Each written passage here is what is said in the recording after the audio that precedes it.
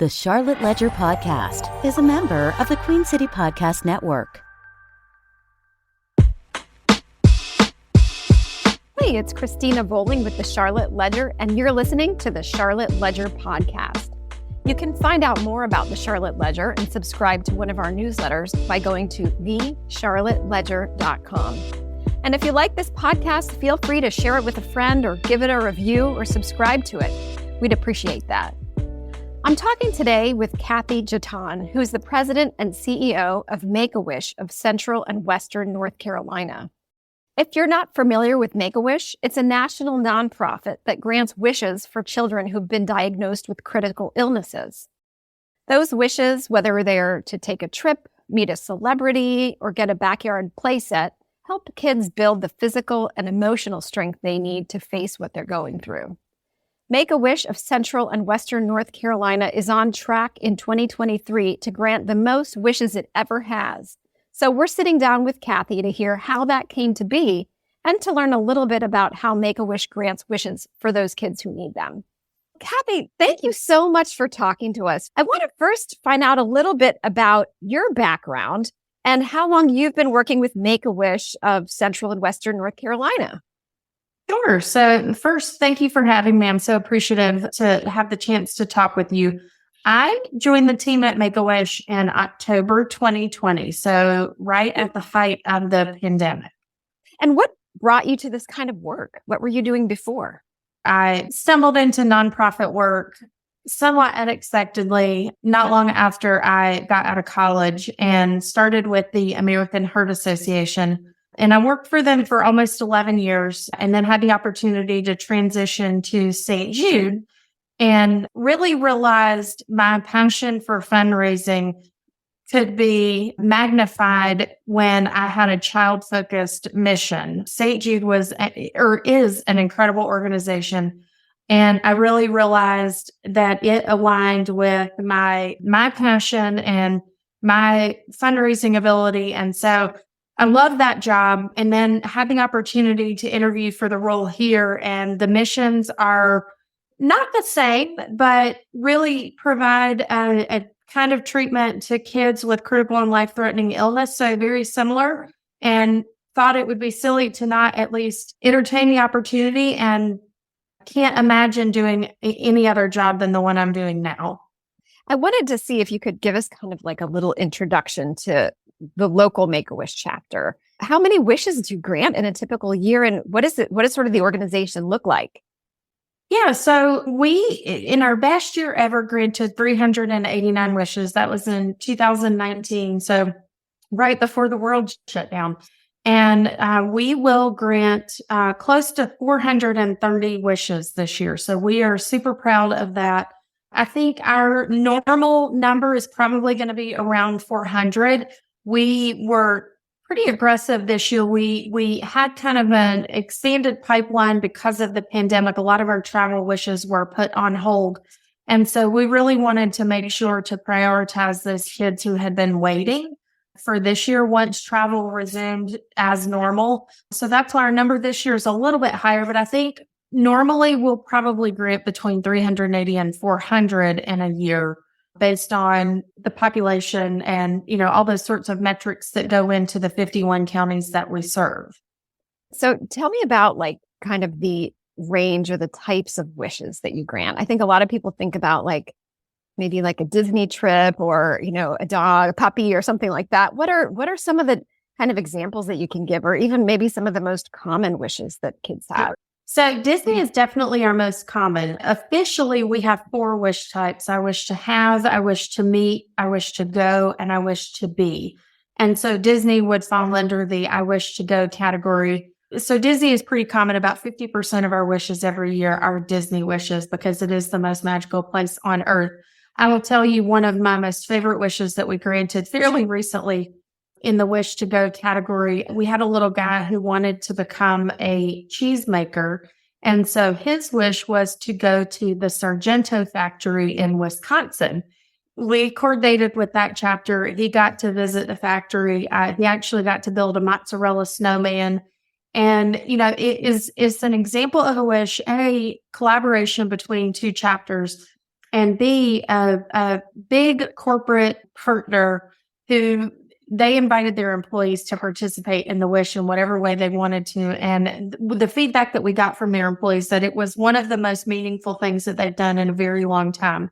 So that's our wish to go can be a lot of different things. Our wish to meet is most often a celebrity. And it's been interesting because we've seen a real shift in what I'm doing air quotes. You can't see me, but what celebrity means now, it has traditionally been actors and actresses, musicians, those kinds of things. But we've really started to see the celebrity wishes, YouTubers and TikTokers and social media stars. So it has kind of been a shift in what we typically do on that front. Wow, that's fascinating to think about. That's true how celebrity has changed so much over the years. Yes. So tell me about who can qualify. How old are these kids who are getting wishes? What are sort of some of the criteria that they would fall under that would make them eligible? Our age range is 2.5 to 18, and that's the age at which the child has to be referred. So typically the referral comes from a chapter or a child's medical provider, and those referral sources most often come from a hospital setting. So it can be somebody from their medical team, their social worker. But one of the things that we're trying to make sure people understand is that family and friends can also make referrals. The process is outlined on our website, and we grant wishes for kids with critical and life-threatening illness. So it's an important distinction. There is still a misunderstanding that most of our wishes involve kids who are or have a terminal diagnosis, and that's not completely accurate. Terminal kids represent a pretty small portion of what we do, but we want to give kids who have, critical illness that they're going to live with, for their lives, the opportunity to forget about that illness, along with the kids who have a cancer diagnosis, for example, and, might be going through treatment.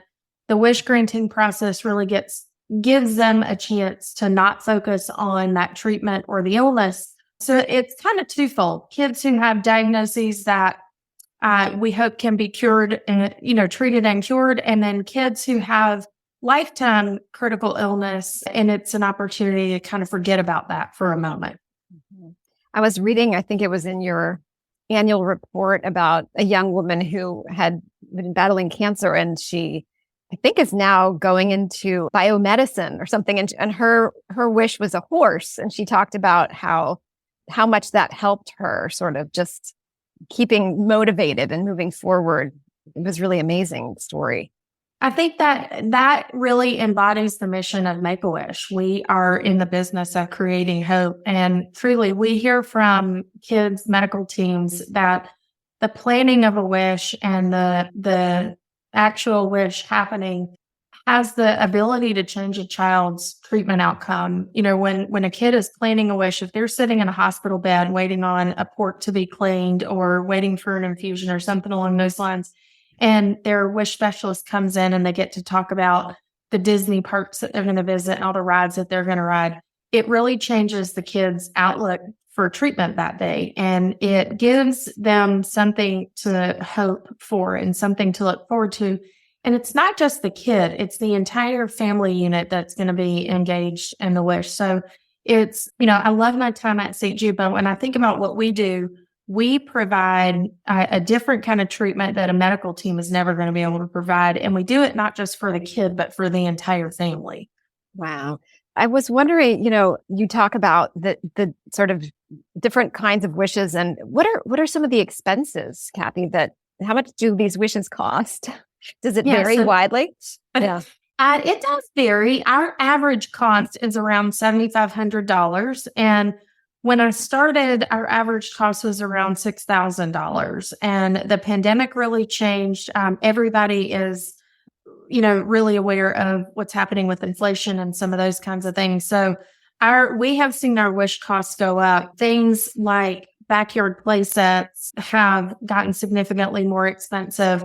Just, wishes in general have gone up because Travel is more expensive, food, everything that goes into a wish, it seems like, has become more expensive as, we have gotten through the pandemic, and it doesn't feel like that is going to necessarily get any better. Right. I can understand that. And I mean, I know, just talking about money a little bit, I mean, the pandemic was so hard for nonprofits. I'm wondering how you all were impacted in terms of like funding that was coming in and how many wishes you could grant during that time. Revenue definitely went down. And I think that is something that every nonprofit that I'm familiar with experienced.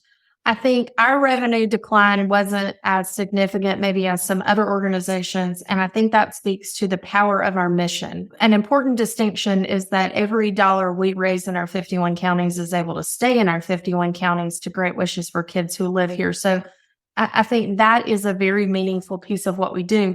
While our revenue slowed down, the wish granting slowed down. So the expense, the outgoing expense also slowed down a little bit. But what that meant for us is we had probably 100 extra kids sitting in our pipeline at the end of that first fiscal year in the pandemic. I think we granted 220 wishes that year. And again, our norm is closer to 400. So last year we were able to grant 280 wishes, and we were very proud as a chapter of that growth. But I think that's where you see this year is, kind of back to our normal wish granting. The community, both the corporate community and the individual community, have both been incredibly supportive. And, I think anytime we bring a wish kid to a donor or to a company, they see how their support affects that child and his or her family. And so it has really helped us continue to gain new supporters and grow our revenue to meet the demand of inflation and the growing number of wishes. So you mentioned that you're expecting to have around 430 this year, wishes granted. That's right. And that'll be your biggest number yet? It will be. Wow. Are there any that are coming up that you would like to share in terms of some wishes that offhand that are being worked on right now, or maybe that were recently granted? We've got lots of Disney wishes and lots of travel wishes. I will tell you, and I hope I'm going to get through this without crying. We talk about being in the business of creating hope. We had a wish April 22nd. So I'm going back a couple of months, but on April 22nd, we got an update from a social worker that one of our wish kids who was waiting had become a rush wish. And so what that means is her situation had become terminal, with a very short amount of time left to live. Her medical team told us less than 24 hours. And so we, as a chapter, revisited with her to make sure her wish was what she wanted. And she had wished for a boat for her family because they love spending time together on the water. And we really thought through, does it still make sense, given what's happening, for that to be her wish? And she said, you know what? It is still my wish because this is going to help keep my family afloat when I'm not here anymore. So we reached out to one of our partners, and he got a boat on a trailer from the western part of the state to Chapel Hill. She was in the hospital in Chapel Hill and had the boat in the parking lot. So her family was out. They were FaceTiming. She got to see it. And keep in mind, her care team had said to us, she's got 24 hours or less. So she saw the boat. That day went by. She made it through another couple of days. And surprisingly, her care team called and said, we're actually going to be able to send her home with hospice care. She is kind of stable right now. So she went home. The family got to take the boat home, and she actually got to go out on the boat with her family, which is not something anybody thought possible. There was not a medical reason that she made it through those 24 hours. And so she passed in the middle of June. And what I think that wish did for her, her medical team, everybody who was caring for her thought she had less than 24 hours. And when she saw her wish being granted, it gave her the hope to make it for another month and a half, time that she got with her family that she wouldn't have otherwise gotten. And so I think that to me has been one of the most meaningful wishes, in the last month, and certainly in my 2.5 years with the chapter, because I think it is a real life example of how important a wish can be. When there isn't a medical treatment option anymore, a wish truly can come in and change the outcome. So that's a pretty special one. Wow, that's an incredible story, just like you're saying, of the actual physical impact that a wish can have, how strong that is. Many parents that we talk to who have lost children have said to us, you gave us memories that we never would have had, and you turned the worst point in our lives and you gave us something positive to associate with what was the worst moment in our lives. It would seem like, I would think, Kathy, that having a job like yours would make it so hard for me to keep my emotions in check every day. I imagine that you can have these very, very happy moments and very, very sad moments. What is it like to work in a space like that? And if this isn't too personal, I'm wondering if you cry a lot. Oh my gosh, I cry all the time. My team knows that I'm a crier. When I was going through the interview process, it was funny. One of the board members asked me to share, my story, kind of my elevator speech, so to speak. And I was sharing it and, got kind of emotional and said, listen, if crying is not what you're looking for, I'm not your person, because the emotion of what we do, whether it's happy or sad, is something that I think we've got to embrace and celebrate. It's something that we learned through the pandemic. We lost kids during the pandemic, and our wish specialist had a really hard time with that. And so, I think as the leader of the chapter, if I can not be afraid to show emotion, whether it's happy or sad, it gives my team the permission to do that as well.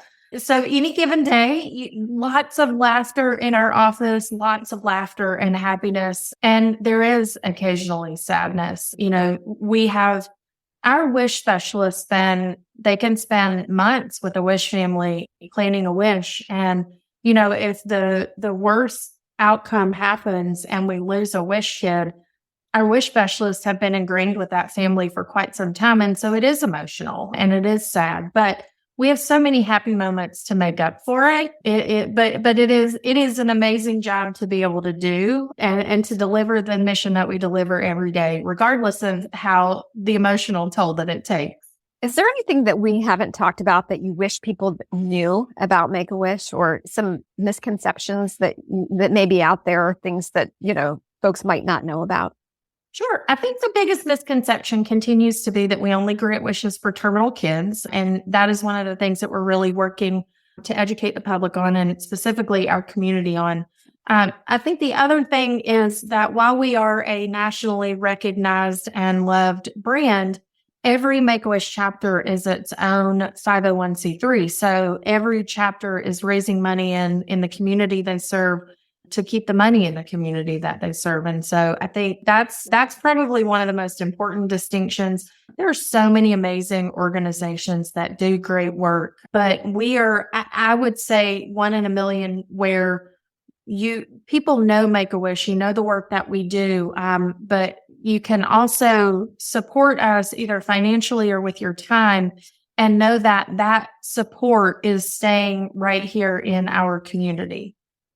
Which actually leads me perfectly to my next question, because I'm wondering how people can get involved if they want to help. Sure. Visiting our website, wish.org/NC is the easiest way to begin the process of being engaged with us. We have wish granting volunteer opportunities. We have event volunteer opportunities. And then, of course, financial support is always a way that someone, if they don't have the time, they can support us in that way as well. Wow. Well, Kathy, it's been such a pleasure to talk to you. And just myself, knowing a couple of kids who've been granted wishes, I've seen firsthand the impact that you all have on people's lives, and lives of not just the kids, but like you said, the families. So just congratulations on all the work that you're doing. Well, thank you. I appreciate it. It's been great to talk to you. You as well. That's it for today. The Charlotte Ledger podcast is produced by Lindsey Banks. Check out the Charlotte Ledger at thecharlotteledger.com.